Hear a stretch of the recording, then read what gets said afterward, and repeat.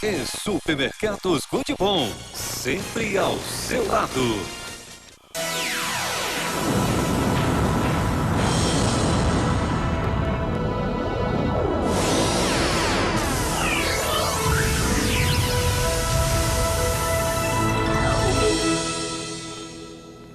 SBT Brasil, oferecimento. Caixa, abra uma poupança da Caixa. Boa noite. Em São Paulo são 9h48. Boa noite. Vamos ver as principais notícias de hoje. Uma ameaça à saúde vendida pela internet. Como funciona o comércio ilegal de remédios que provocam aborto? O desespero, aí você acaba procurando as maiores loucuras que tem. A tragédia se repete. Bebê morre depois de ser esquecido pelo pai dentro do carro. Muitos traficantes e quase nenhum policial. Nossos repórteres percorrem um pedaço do Brasil onde a lei foi esquecida. Autoridades vão ao Senado, mas não conseguem explicar a crise aérea. Documento revela que o governo cortou verba da aeronáutica para a compra de equipamentos. O SBT Brasil está no ar com as últimas notícias do dia e as primeiras notícias da noite.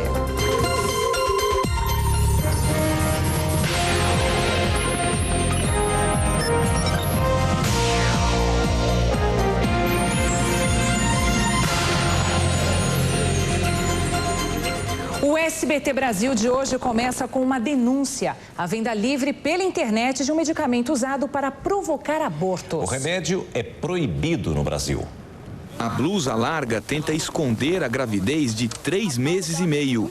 Um filho que não estava nos planos dessa mulher de 26 anos. No desespero, aí você acaba procurando as maiores loucuras que tem. A loucura foi buscar no mercado negro da internet um medicamento para provocar o aborto.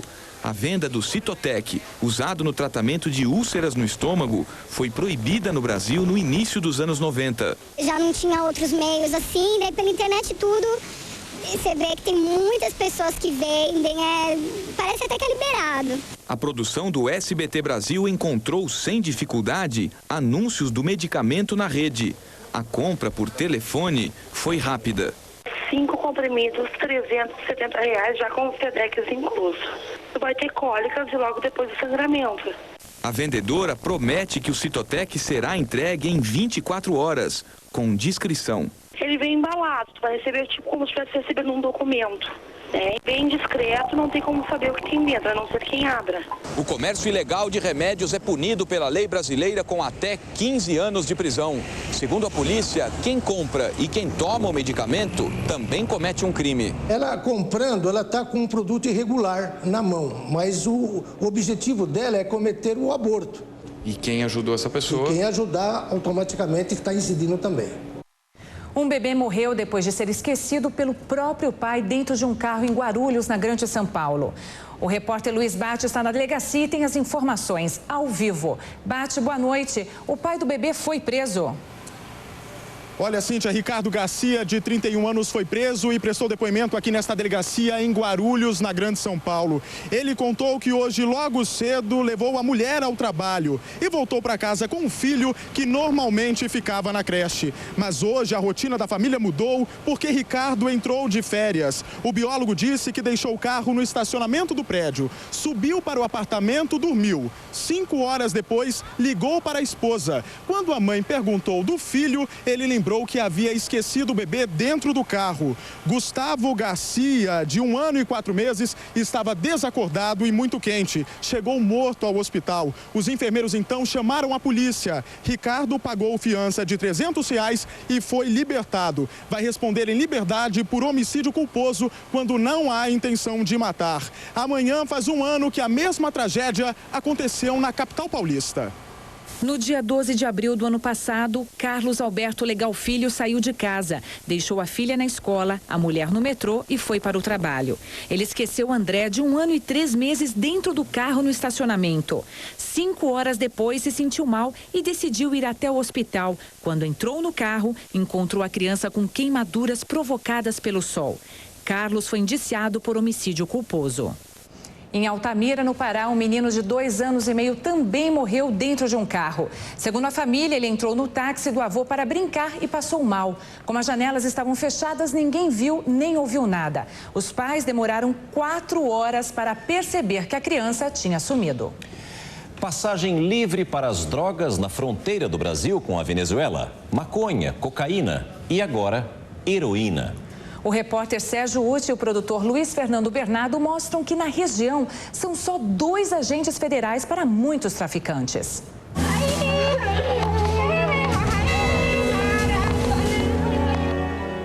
Uma fronteira aberta para o crime. Estamos em Pacaraima, Roraima, última cidade brasileira antes da chegada ao sul da Venezuela.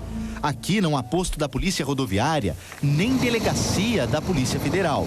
É uma área estratégica, na prática mais para o crime do que para o governo. Da Guiana Inglesa vem carregamentos de maconha, diretamente da Colômbia ou via Venezuela a cocaína, que é distribuída nos grandes aglomerados do país. Tudo passa pelos quase 2.000 quilômetros de fronteira. A resposta do Brasil ainda é tímida, apenas um posto da Polícia Federal. Nós mantemos aquele posto apenas com administrativos e 2 agentes federais. Ainda assim, há operações bem-sucedidas. A Polícia Federal de Roraima prendeu uma quadrilha que trazia mais de meia tonelada de cocaína da Colômbia. Os policiais tiveram que abrir a carroceria para encontrar a droga. Toda essa área de serra já é a fronteira do Brasil com a Venezuela. É uma região imensa e pouco fiscalizada. Uma deficiência muito bem explorada pelos traficantes colombianos, que usam essa fronteira seca para escoar, além da cocaína, uma outra droga que já começa a ser produzida na Colômbia. A heroína é a nova aposta dos traficantes do país. Seria fruto de uma parceria com máfias asiáticas. Elas estariam recebendo plantas de coca e, em troca, fornecendo as sementes e as técnicas de cultivo da papoula, matéria-prima da heroína. Roraima é o estado onde mais se apreendeu a droga. Foram 60 quilos desde o ano passado. Metade estava no forro destas jaquetas, encontradas com 2 mexicanas e venezuelanos. Esta partida, a polícia conseguiu vencer. Mas no campeonato, os traficantes que têm mais jogadores em campo continuam à frente. Amanhã você vai conhecer as histórias de meninas da região norte que são atraídas por armadilhas e acabam na prostituição. O ministro da Defesa e o comandante da Aeronáutica dão explicações no Senado e deixam claras as divergências entre militares e civis sobre a crise aérea. Já um documento do Tribunal de Contas da União revela que o governo cortou parte da verba que seria usada para a compra de novos equipamentos. Desta vez, o ministro Valdir Pires admitiu a crise e disse que é mais antiga do que se imagina. Não é o acidente que gerou a crise, mas revelou. A desmilitarização do controle de voo, que segundo o ministro será um processo rápido, não encontra respaldo no comando da Força Aérea. Tudo depende do presidente. Na hora que ele disser vai ser civil, nós vamos ter que trabalhar para isso. Lembrando que haverão investimentos e tempo de transição muito grande. E mais uma vez, os parlamentares ouviram do governo que não falta dinheiro para a proteção ao voo. Mas um relatório do Tribunal de Contas da União, revelado pelo líder dos democratas, deputado Onyx Lorenzoni, mostra que em 2005 o controle aéreo teve um corte de 172 milhões de reais no orçamento, feito pelo próprio governo. Com isso, a aeronáutica não teve como cumprir o planejamento de modernização de equipamentos. Um concurso para contratar 64 controladores previsto para 2005 também não aconteceu. Agora, depois que a crise estourou, o anúncio: 534 controladores serão contratados até o fim do ano. Os senadores tiveram hoje a mesma impressão dos deputados ontem. O governo não sabe onde está o problema que provoca a crise aérea. E o mais grave, também não há um plano para resolver a situação. Aqui no Senado, a oposição anunciou que já conseguiu as 27 assinaturas para instalar a CPI do apagão aéreo. Agora vamos direto ao assunto com José Neumann e Pinto. Bom, Neumann, tirar os militares do controle aéreo vai resolver a crise? A palavra do momento, Cíntia, é desmilitarização. A palavra é difícil, é feia e não é o busilis da crise. Porque a crise não está na presença dos militares controlando o voo ou não. A crise está na falta de investimento do governo no que precisava investir. Pessoal, equipamento, pistas. Quer dizer, essa tentativa de tergiversar, de mudar de assunto, de desviar, passando o problema para o militar, é simplesmente uma enganação. Não se deixe lograr por isso. Na verdade, não resolve nada e não dá para fazer. A palavra, além de difícil, é impossível de ser realizada. Vamos passar para frente. O governo precisa investir onde tinha de investir e tentar resolver a crise com gestão. José Neumann e Pinto, direto ao assunto. Agora é a hora de você participar ao vivo do SBT Brasil. Todos os dias ouvimos a opinião de 10 pessoas pelo telefone. O presidente da República, ministros, deputados e senadores vão ter reajuste de salário de acordo com a inflação. O Congresso queria dar um aumento maior para o presidente, mas Lula foi contra. Com reajuste pela inflação, o salário do presidente deve passar de quase R$9 mil para 11.200. E a pergunta de hoje é se você acha que o presidente Lula ganha pouco. Vamos à primeira ligação. Boa noite, com quem eu falo? Boa noite, é Jorge. Jorge, você fala de onde? Eu falo de Figueira, no Paraná. E qual é a sua opinião? Você acha que o presidente Lula ganha pouco? Não, eu acho que ele ganha muito. E não só o salário, né? Ok. Fora as despesas que ele tem, os cartões corporativos dos assessores.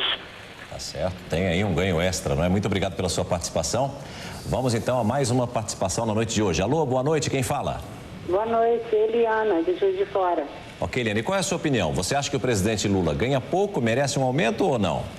Olha, se for medir pela responsabilidade dele, né, que ele tem com o país, apesar das vantagens, na minha opinião, ele ganha pouco. Mas se for comparado ao salário da maioria dos brasileiros, ele está ganhando muito, para meu entender, entendeu? Ok, entendi sim. Vamos à próxima ligação. Boa noite, com quem eu falo? Boa noite, Cíntia. Boa noite, Sérgio. Aqui quem fala é o Walter, da cidade de Suzano, São Paulo. Walter, a telespectadora anterior disse que, segundo as responsabilidades do presidente Lula, ele ganha pouco. E na sua opinião, você acha que ele ganha pouco ou não? Não, eu acho que não. Eu acho que ele ganha o suficiente. Pelo fato que, se a gente comparar o salário dele com o salário da maioria do trabalhador brasileiro, o trabalhador praticamente faz mágica com o seu salário, tendo que pagar contas como água, luz, telefone e ainda fazer a despesa do mês. Por isso que ele ganha suficientemente bem para ele passar o mês tranquilo. Ok, obrigada. E daqui a pouco nós vamos ouvir a opinião do público por telefone. A semana termina com sol e calor na maior parte da região sudeste. Veja a previsão para amanhã. Em São Paulo, uma frente fria provoca pancadas de chuva, mínima 20, máxima 26 graus. Sexta-feira ensolarada no Rio de Janeiro, mínima 23, máxima 33. Brasília com poucas nuvens, mínima 17, máxima 28. Tempo firme em Belo Horizonte, mínima 18, máxima 29. Porto Alegre com céu aberto, mínima 16, máxima 24. Dia nublado e chuvoso em Curitiba, mínima 18, máxima 21. Florianópolis com tempo fechado, mínima 19, máxima 24 graus. O Supremo Tribunal Federal adiou a decisão sobre o direito de greve dos funcionários públicos. Um dos ministros do STF, Gilmar Mendes, defende limites para os protestos de servidores. A não regulamentação do direito de greve acabou por propiciar um quadro de selvageria. 10h01. Veja a seguir, pesquisa divulgada hoje aponta queda na popularidade do presidente Lula. Zoológico de ex-deputado baiano era usado para tráfico de animais silvestres. Indústria da morte. Como agia um grupo de extermínio de Pernambuco que matou mais de 1.000 pessoas? Já aqui no SBT Brasil.